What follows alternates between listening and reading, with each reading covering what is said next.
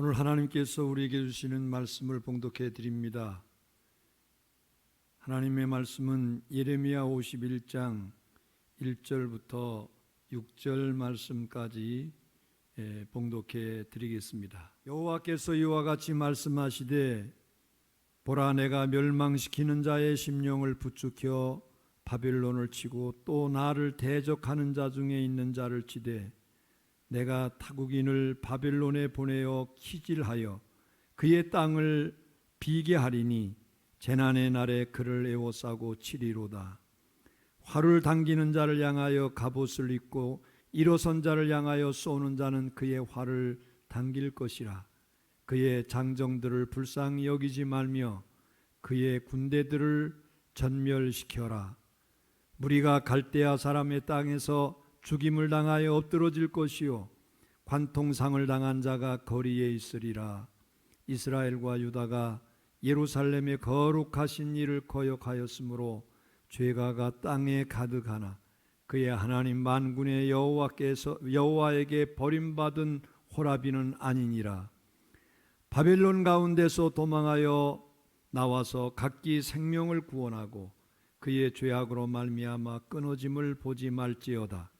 이는 여호와의 보복의 때니 그에게 보복하시리라. 아멘.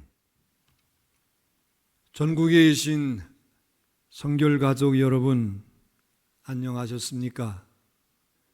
저는 총회 평신도 부장이고 그리고 서울중앙지방 명광교회를 담임하고 있는 박희수 목사입니다.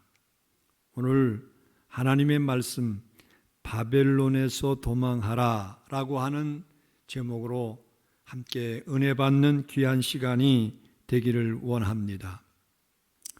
오늘 본문을 보면 바벨론의 심판이 예언되어 있는 말씀입니다. 오늘 본문에서 하나님은 그의 백성에게 바벨론에서 도망하라 이렇게 말씀하십니다. 6절 말씀에 보니까 바벨론 가운데서 도망하여 나와서 각기 생명을 구원하고 그의 죄악으로 말미암아 끊어짐을 보지 말지어다. 이는 여호와의 보복의 때니 그에게 보복하시리라. 이렇게 말씀을 하고 있습니다.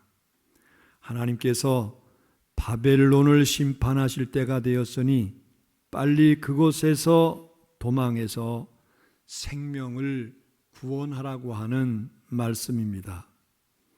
이 말씀은 2500년 전에 이스라엘 백성들에게 주신 말씀이지만은 하나님은 오늘 우리에게도 이 말씀을 주십니다. 그래서 우리가 충분히 적용할 수 있는 말씀입니다. 바벨론 가운데서 도망해서 나오라고 하는 말은 과연 무슨 말일까요, 여러분? 바벨론은 역사적으로 그리고 어원학적으로 다음과 같은 4가지 의미를 포함하고 있습니다. 교만, 반역, 혼돈, 그리고 세상의 4가지를 상징하고 있습니다. 그러므로 바벨론으로부터 탈출하라고 하는 말은 다음과 같은 4가지 메시지를 우리에게 줍니다. 첫째, 교만을 버리고 겸손해야 한다고 하는 말입니다. 예레미야 50장을 보면 바벨론의 심판을 말씀하시면서 왜 하나님께서 이 바벨론을 심판하시느냐, 그 원인에 대해서 말씀합니다. 바벨론이 너무 교만한 모습을 지니고 있다는 겁니다. 예레미야 50장 24절을 보면 내가 나 여호와와 다투었으므로 이렇게 말씀합니다. 여러분, 하나님과 다투었대요. 29절에 보니까 그가 이스라엘의 거룩한 자 여호와를 향하여 교만하였음이니라. 하늘 높은 줄 모르고 하나님 앞에서 교만하게 행동했다는 겁니다. 이 외에도 31절과 32절, 36절을 보면 바벨론이 얼마나 교만해 있었던가 이러한 사실을 알 수 있습니다. 이상의 말씀들은 우리의 교만이 얼마나 치명적인 것인지 잘 교훈하고 있습니다. 사람들이 철이 들고 성숙하게 되면 과거를 생각하면서 가장 후회하는 것이 있답니다. 그것은 바로 교만을 부렸던 시간들이라고 그래요. 그때 내가 왜 그랬을까 하면서 그때를 생각하면 생각할수록 부끄러움을 느낀다는 거지요. 여러분, 그렇습니다. 교만은 반드시 수치를 예비하지만 겸손은 반드시 영광을 예비하게 될 것입니다. 그래서 겸손은 존귀의 앞잡이라고 말씀을 하고 있습니다. 둘째, 반역을 버리고 충성스러운 모습을 보여야 한다는 겁니다. 성경에 나오는 가장 충성스러운 모습 중에 하나가 누가복음 1장에 나옵니다. 천사 가브리엘이 마리아에게 메시아 잉태 소식을 들려주었을 때 마리아가 한 말이 이렇지요. 주의 계집종이 오니 말씀대로 내게 이루어지이다. 여러분, 얼마나 겸손한 모습이고 얼마나 충성스러운 모습입니까? 처녀가 아이를 낳는다고 하는데 이게 얼마나 큰 문제예요. 그런데 마리아는 주의 계집종입니다. 말씀대로 내게 이루어지기를 원합니다. 이렇게 말씀을 했어요. 우리도 이러한 자세를 가져야 하고 고난이 예견되는 상황에서도 말씀대로 내게 이루어지이다 이렇게 고백할 때 하나님은 그러한 모습을 통해서 놀라운 축복의 씨앗을 잉태시켜 주실 줄로 믿습니다.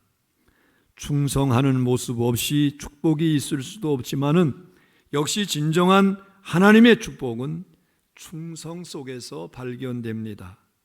하나님의 은혜는 자기를 부정하고 하나님을 내세우고 하나님의 이름을 앞세우고 하나님의 뜻을 먼저 살피는 자에게 임하게 됩니다. 여러분들의 신앙생활 속에서 언제 은혜가 임했습니까? 우리 자신이 펄펄 살아 뛸 때는 은혜가 없었어요. 그러나 우리가 힘이 없고 능력 없는 것을 알고 우리 자신을 부정할 때 하나님의 은혜가 임했어요. 그러므로 진정 복된 삶을 살려면 하나님, 제 것은 아무것도 없습니다 라고 하는 충성스러운 청지기의 모습이 있어야 할 줄로 믿습니다. 셋째는 혼돈을 버리고 질서를 존중해야 합니다. 질서는 하나님이 가장 원하시는 것 중에 하나입니다. 하나님의 역사가 있는 곳에는 반드시 질서의식이 있습니다. 그래서 잘 믿는다고 하는 말은 질서의식이 있다는 말과도 상통합니다. 마귀는 어떻게 하더라도 하나님 섬기는 데서 이탈하고 시험 들게 하고 나쁜 생각 들게 하고 교만한 마음으로 남의 영혼에 해를 끼치게 합니다. 그러나 자리를 이탈하게 하고 도를 넘게 만드는, 그래서 자기 멋대로 행동하게 만드는 그러한 역할을 하게 되는 거예요. 우리가 하나님을 믿는다라고 하는 말의 의미는 교회에서 예배만 드리는 것이 아니라 하나님의 뜻을 쫓아 하나님이 정하신 선 안에서 사는 것을 의미합니다. 사람이 아무리 지식이 있고 물질이 있고 재능이 있어도 어떤 선을 벗어나면 반드시 혼돈에 빠지게 되고 그때부터 마귀의 도구가 될 수 있어요. 혼돈하면 생각나는 구절이 창세기 1장 2절입니다. 땅이 혼돈하고 공허하며 흑암이 깊음 위에 있고 하나님의 신은 수면에 운행하셨다 그랬죠. 혼돈한 땅에 하나님의 신이 운행하심으로 창조의 역사가 시작된 겁니다. 즉 하나님의 영이 거하시는 곳, 성령이 역사하시는 곳에 나타나는 가장 큰 현상은 혼돈이 아니라 질서라는 겁니다. 그러므로 하나님께서 함께 하시는 사람은 질서를 존중합니다. 그리고 질서를 존중하는 자에게 새로운 창조의 역사가 일어나게 될 줄로 믿습니다.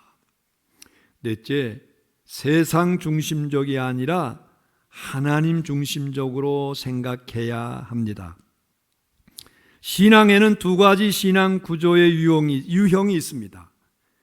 하나는 인간이 모든 것을 주도하고 하나님은 그 인간의 행위에 보상하는 그런 신앙 구조가 있어요.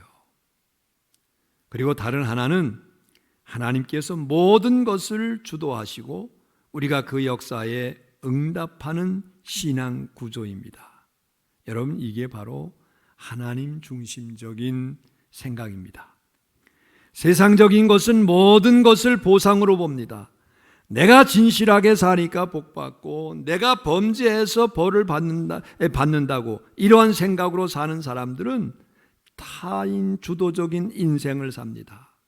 남들 눈에 잘 보이려고 하는 습성이 체질화되는 거예요. 그러다가 결국 위선자가 됩니다. 여러분, 하나님 중심적인 세계관에는 모든 것이 하나님의 은혜입니다. 하나님 은혜 안에서 나머지 일들을 생각합니다. 인생을 살면서 잠깐 모순된 장면을 보고 모순된 상황을 겪고도 근본적으로 모두가 하나님의 은혜요, 결국은 합력하여 선을 이룬다고 하는 세계관이 바로 하나님 중심적인 세계관입니다. 항상 하나님 중심으로 생각해서 삶을 축복으로 만들어 갈 수 있는 우리 성결 가족들이 다 되시기를 주의 이름으로 축원합니다.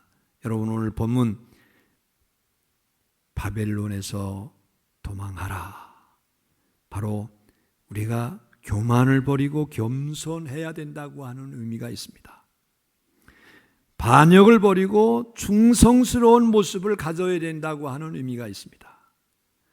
혼돈을 버리고 질서를 존중해야 한다는 겁니다.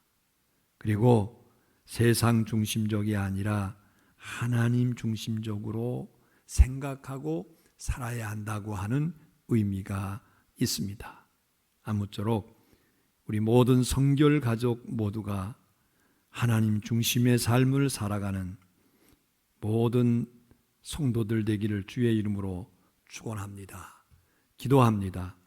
전능하신 우리 하나님 아버지, 은혜를 감사합니다.